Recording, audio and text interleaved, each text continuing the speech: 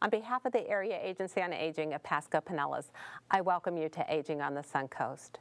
During this first segment of today's show, we will be talking about the needs of caregivers. Approximately 19% of all adults provide unpaid care to an adult family member or friend who is age 50 or older. According to the 2009 report by the National Alliance for Caregiving, more than 3/4 of those surveyed stated that they need more help or more information regarding caregiving. Joining us today to provide information for caregivers is Julie Douglas, the Director of Palliative Care for Suncoast Hospice.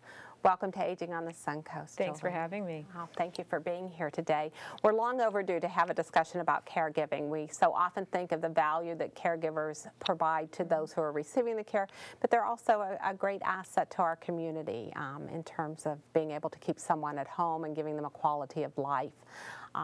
But before we start our discussion about caregiving, tell me what we mean by that term. A caregiver is a broad term that encompasses a lot of different types of caregiving. The one that people are most familiar with is the professional caregiver, who is that nurse, or it might be an aide that comes into a home to provide personal care, medical care, and assist the family to get someone rehabilitated. But what we're seeing the rise in is the unpaid caregiver. It's the unprofessional person who's providing care. It might be a family member, it could be a husband, a wife, it could be an adult daughter, an adult son, a niece, a nephew, it can be the next door neighbor, it may be close friends, and it's even youth. We're seeing a rise in the number of youth who are taking care of adults as in a caregiving role also. And that caregiving role may be just one where you're helping with some incidentals because they can no longer do that, like bringing in a meal, taking them to the doctors because they can't drive anymore and they're still functioning independently at home. And it then goes and grows because as the person that you're providing care for has increasing needs, your role expands and oftentimes into areas you're not necessarily comfortable with because you've never had to do it before. Where you're providing personal care, you're taking over not only physical aspects of the care for that person, but also helping to make healthcare decisions, as financial decisions for them, and looking at what that future is going to be. So a caregiver starts, the basic is that there is a relationship there. Exactly. And there is care, that you are motivated to take care of someone and to help them in what is probably a difficult time. And hopefully that is a motivation to learn and for you to grow in that role. So often we talk about the needs of the caregiver and some of the, and we want to talk about what some of those are. But before we do, let's talk about the value that both the care recipient and the caregiver get out of this relationship. And I think most people don't think about the fact that there is value for the caregiver. When you talk to folks who have been providing care for a loved one for a long time and that now has ended for whatever reason, they always comment about the fact that they would do it again in a heartbeat. They don't regret a moment of it, even the tough times, because it's something that brought value to their life. And that value oftentimes was a development of a closer relationship with that person.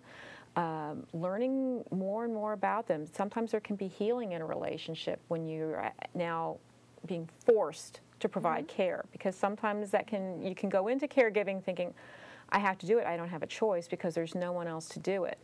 But if you can go into it and say, okay, well, we know this has to happen, and you can go into it with the right attitude, you're going to further develop your relationship. You may learn some things about the person you're caring for. You learn a lot about yourself and what you can handle and what you can't. You learn what your limits are. And you know then the next time, because usually what happens is if you're a caregiver once, you tend to be a caregiver again. The things that you would do that you wouldn't do, and it makes you grow as a person and what you would expect when you are now going to be on the receiving end and you may now need a caregiver, what that was like. Right. You've touched on some of the concerns. Share with us what are some of the concerns, other concerns that you hear when someone is starting into a caregiving role.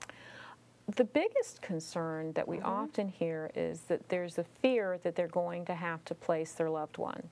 That many times as a caregiver, you've tried to make that promise that I'm going to keep you at home. I promise I won't put you in a nursing home or into any kind of a facility. We'll keep you at home.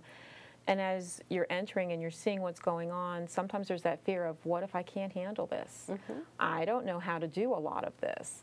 And I don't know where to turn. And so they feel ill-equipped to go into that caregiving role, especially when you're looking at the hands-on aspects of providing care. You know, most of us can handle the financial pieces of it, and you can handle some of the healthcare decision-making, and that's, if there's an easy part of caregiving, sometimes that can be the easier part of caregiving. The more difficult piece for the caregiver is sometimes it's the tough decision of when you have to tell your loved one, you can't do that anymore. But then, okay, they can't do that anymore, so now I have to help them do that or do it for them, and I don't know how to do that. There's a lot of transitioning going on, both for the care receiver as well as the caregiver. And they're both in new roles. Oftentimes the person receiving care hasn't been a person who's had to depend on anyone, so there can be frustrations on both ends. Yeah, oftentimes, I mean, and there's a role reversal many times, especially if you are the adult child now having to provide care for your parent, and how do you talk to them about and tell them, you can't do that anymore? Right. You have to take their car keys away. And they're becoming dependent upon you when you, through most of your life, the dependency was the other way around. They were parenting you. Right. And so that is probably one of the hardest transitions, especially if you've not had conversations with your parents about this before it has ever happened, to be able to do that transition and to be comfortable as you're going through that. And to know, you know, it's like, I can't tell my parents what to do. Well, there comes a time when we as adult children sometimes have to have those really tough conversations with our parents. And surprisingly enough, most of the time they understand they can't do it all anymore. So hopefully there is some sense of relief if it's handled, if the discussion is respectful and out of love and concern.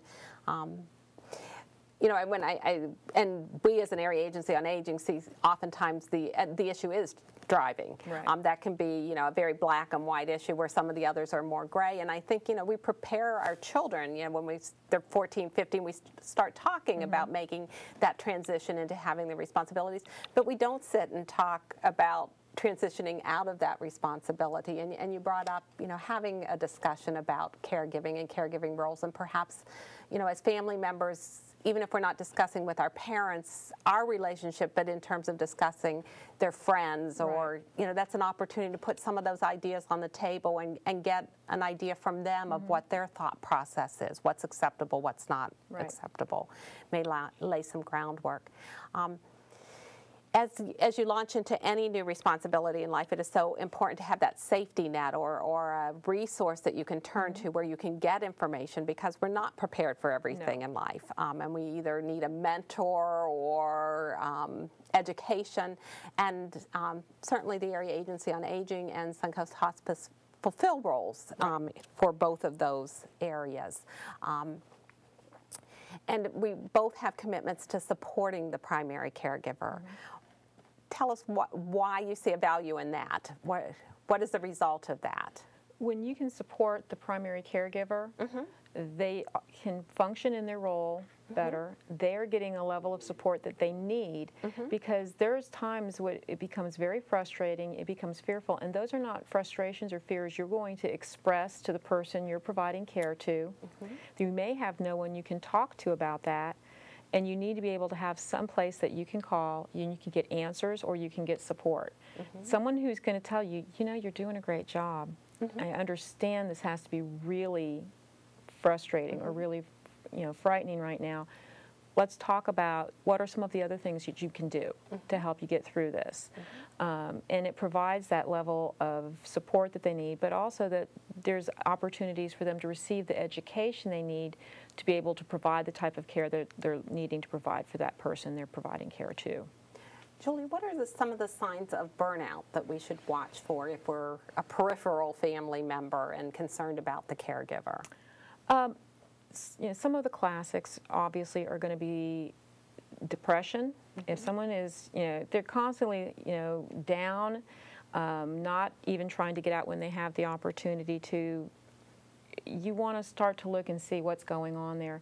The other piece is there can be irritability, frustration with the person they're caring for, lack of sleep, because lack of sleep is can be a key thing for a caregiver, because if they're up and down during the night checking on that person, and then they're not rested, so now they're not only tired providing care, it's much easier to become frustrated. They can become very irritable with their other family members, feeling like they're doing everything, but yet they won't let you do anything to help. And those are probably some of the key things that you want to watch for. Comments of, I don't know how much longer I can keep doing this. And when you start to hear that, if you're a friend, if you're a family member and you're hearing someone say that, you need to talk to them and explore that more, and because they're probably looking at some burnout. And so as friends and family can help to alleviate that if the caregiver will let them. It's always good for people to feel that there are options, that they are able to make choices. Certainly, it's important for our audience to know that there are places to reach out to. The Area Agency on Aging is one of those, and we will be running our senior helpline telephone number. If someone calls, they will be speaking with one of our specialists who can talk with them about supports that are available in the community, whether it is legal issues, needing a homemaker, resources to bring someone into the home to provide assistance, places where you can get some education. There are resources such as adult daycare if the person's able to leave the home, and there can be a discussion of both private pay as well as government-funded resources where there would be minimal cost, if any cost. But Suncoast Hospice has a wide variety of programs also to support the caregiver. Talk with me some about those programs. We're really pleased that we can offer a wide variety of programs because we've recognized also in our community that there is such a need for caregiver support and education. One of our first programs that we've done for our caregivers is called a Caregiver Coffee Break. We offer that in our various service centers and a few other places within Pinellas County. People can just show up. It's offered at the same time, same day, every month at the same location, so that you can just come, and it's an opportunity to talk about your frustrations, to get some support. It's usually facilitated either by a counselor, maybe a nurse or a chaplain, so that there's someone there who's well qualified to help answer questions and also to facilitate a discussion. And the real benefit from that is that the caregiver realizes they're not the only one out there with all of these same feelings. I'm not crazy for feeling this way, I'm not a bad person for feeling this way, and that they're not alone in their process. Every caregiver situation is individual to them, but there's certain common feelings and concerns that every caregiver has. So many caregivers, one of the challenges is that they are so homebound. They're needing to stay home. It's difficult to get the person out of the house that they are caring for, and you do have at least one program that addresses that. We have what we call our teletalk, and it's a virtual caregiver coffee break. It's an opportunity every week on a Tuesday for folks to call in, and they can call in. We time it around lunchtime so that they can call in and talk and share, or they can be what we call just kind of a lurker. The first few times they want to hear what's happening because they're not sure they want to talk about anything. They don't have to even share their name if they don't want to. And they can call in at any time during that hour. Because we know you might have to call in and you might have to leave for a few minutes and come back because as a caregiver, you may need to go take care of that loved one. But it's a chance for them to get weekly support if they want to via the phone. We have a licensed counselor who is on the line and normally allows the conversation and the topic to take its course. If no one has anything specific, they're needing support, she's prepared to bring up a topic for everybody to discuss and talk about. But it's a great opportunity too, because in the virtual one as well as our caregiver coffee break, you get some great ideas from other caregivers, plus you get the support of other caregivers going, I know what that is, and I know how that feels, and this is what I did, and this is what helped, or I tried this and it did not work at all. And so it's a great opportunity. You don't have to get out of the home to get support. And during both this segment of the show and during the next segment, we're going to run the telephone number for Suncoast Hospice. We also will run the telephone number for HPH Hospice, which is in Pasco County, so that our Pasco County viewers can call them if they have questions about caregiving. Also, the HPH Hospice offers 2 support groups. They do it in conjunction with the Alzheimer's Association, one on the east side of Pasco and one on the west side of Pasco, so we want our viewers to be aware of that. We're going to take a break, but we will come back and discuss some more of the programs as well as some practical tips about how to assist the person when you are the caregiver.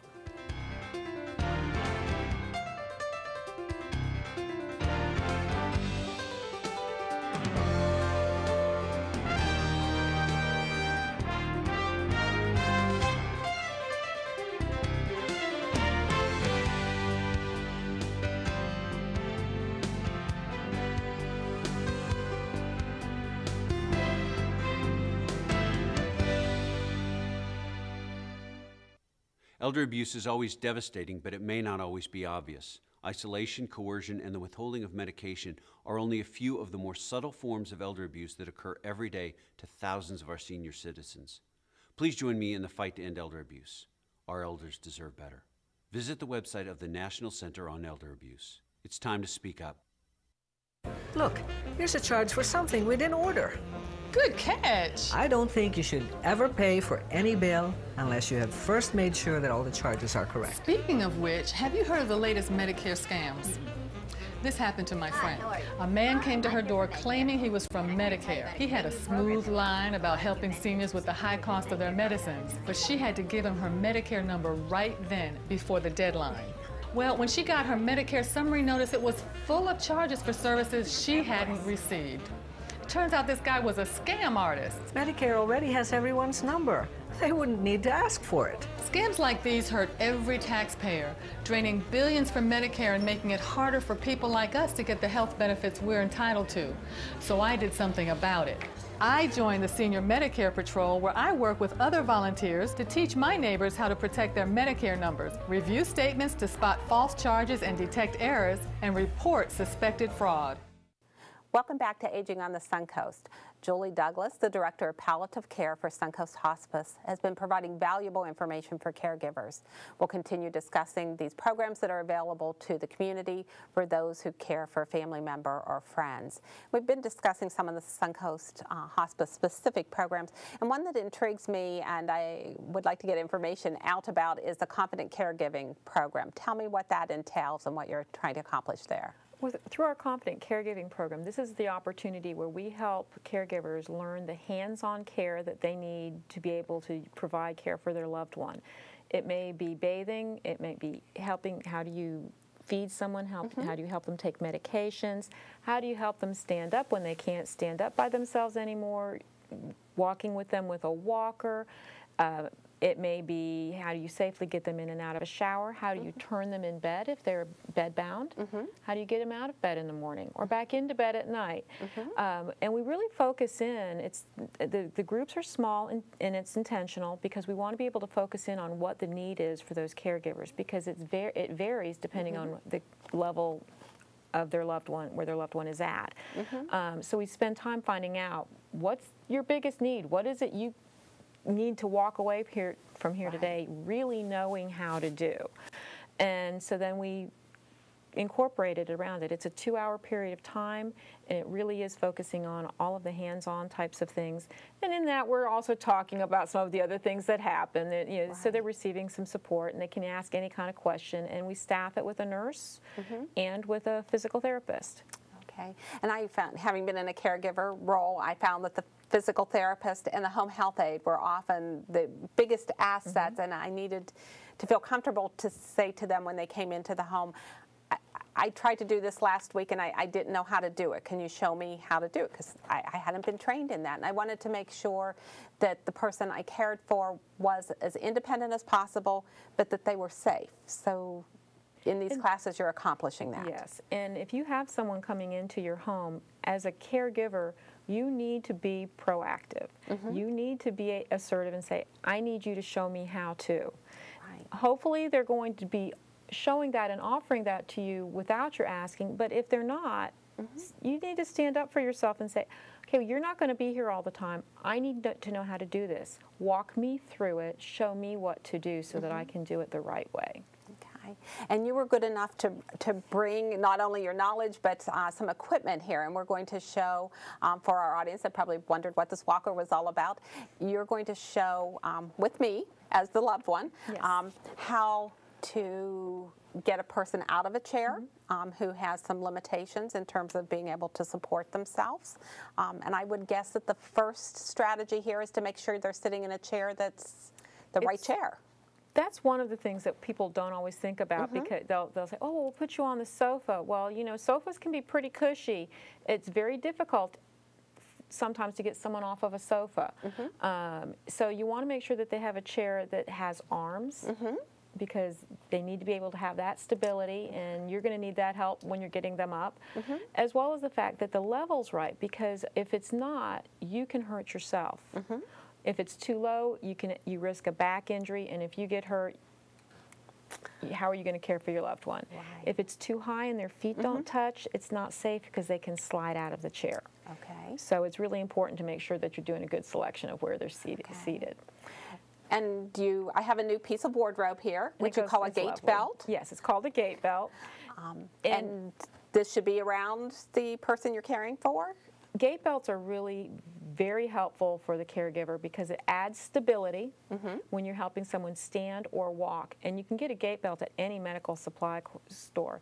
And when you put it on, it needs to be secure. It needs to be tight. It doesn't need to be loose, because if it's loose, it's going to sag down, and you're not going to be able to have the level of support you need. You risk injury to both you and the person you're helping. So we're ready to show our audience how we use these things. The first thing we're going to do is show how you would stand up. And maybe you're just trying to give help for someone to stand up, and they're going to be able then to walk on their own. They may not need an assistive device, but the standing process is essentially the same. And for someone who is still ambulatory. So for the caregiver, the first thing that you want to make sure you do is that you check and make sure that the gait belt is on, that it's secure. You really only want to be able to put a couple of fingers in there. If you can get your whole hand in there or your fist, it's way too loose. If you're having to cram your fingers in there, it's too tight, and and it's not going to be comfortable. So, and it's centered around your waist, which is your center of gravity. So therefore, it makes it safe.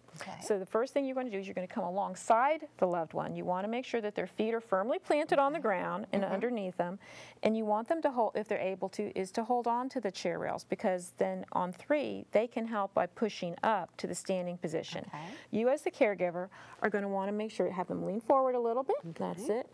And from the back, you grab a hold of that gait belt, and you want to hold it pretty securely in your hand. You're going to take your other arm, and you want to put it underneath their arm, and then you're going to say, you know what? And you bend your knees so you don't hurt your back. On 3, we're going to stand up together. 1, 2, 3, and then you raise up. And now, as the caregiver, if they're going to walk and they just need that little bit of assistance, you still hold on to this gait belt, because as you start to walk, if they start to slide one way, you know, and you can kind of, come on back to me, and you can keep them safe. And if they start to fall, you can help them maybe slide down. But the thing is, never try to catch them, because you're going to get hurt. And you both will probably be hurt. So safe landing for them is more important than both of you on the floor. Exactly. Now, if I'm going to use this walker. Have a seat again. And if you're going to use the walker, you want to always make sure that the walker is in front of them. Now, this one has wheels, and many of them do nowadays, because it actually is easier for the person to use it. But you want to make sure that it's not, when you're helping them to stand up, put your foot in front of one of the wheels, because then it's not going to move. And you want to remind your loved one, you're not putting your hands on here and standing up. If you use these handles and you stand up, it can tip forward. So that you want them to, again, to use the rails on their chair to help them stand up. And so we're going to do the same thing we did before with standing, but then this time when you stand up, you're going to have them take and first move one hand over and then the other hand over. And you want to make sure that they're standing in the center of the wheelchair, not too far forward because it can tip, or too far back. So again, we would do the same thing that we did before. And on 3, we're going to stand. 1, 2, 3. Okay. All right, and we put one hand. hand. Okay, and now when we start to walk, they're going to move. Since it rolls, they can walk right along with it, and they want to make sure that they stay in the center of the walker. Okay. Because if it gets too far out, there's a chance of them falling, and if they're in it too far, they can fall and lose their balance. Okay. Excellent. Okay. Excellent. Thank you. Thank you. Can we put this back here? Sure. Two things that I noticed in your discussion here is one, you know very well beforehand, before you start to move anybody or anything, you've thought through the process. Right. And you discussed it with me, so that when the 1, 2, 3 is me having forewarning. The other thing is that you've made sure that you're very secure before you start any movement of me. Right. Which is important for my safety as well as yours. Okay. We only have a couple minutes left here, but if you could spend a minute or so on administration of medication. That is something that can be another challenge for someone who's having difficulty swallowing or cognitive issues. Sometimes when someone's, especially with the cognitive issues, they don't always want to take their medication, but yet you know they need it. Some of the tricks are, especially if they love chocolate pudding, hide it in the chocolate pudding and give them a mouthful, and it'll slide down. Swallow. Okay. Sometimes it's, especially when it's a cognitive issue, is okay. I walk away from it for a few minutes, and then come back, and most likely they'll go ahead and take their medication for you, just because the anxiety. Exactly, and they forgot. They have forgotten. Sometimes one of the can be a blessing, because they'll forget, and then they will do it for you. But trying to find things you can hide it in sometimes is the way to go. If there's difficulties in swallowing, it might be crushing it and putting it in. Again, applesauce is a good choice. Puddings, ice cream, and especially as we get older, we love our sweets. So that can be a really great way to hide a medication and get it in, and they're getting a treat, and they think that's great. And I assume that's a discussion with the pharmacist beforehand to make sure that that's a medication that can be crushed, and they may have some tips also, depending on the medication. Well, and if you're finding that they're having problems swallowing and they've been on a medication that you can't crush, you want to have a conversation with your doctor saying, we're not getting this pill in anymore. Is there another pill? And we know we can't crush it, so what are our alternatives?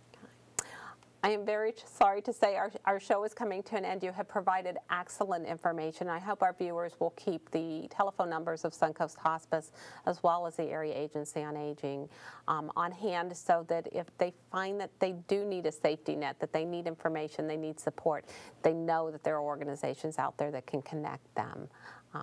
Thank you, Jolie, very much for being with us, and thank you for your mission that you make it possible for many caregivers to do the job that they want to do. Thank you for joining us today. I hope you found this information of value.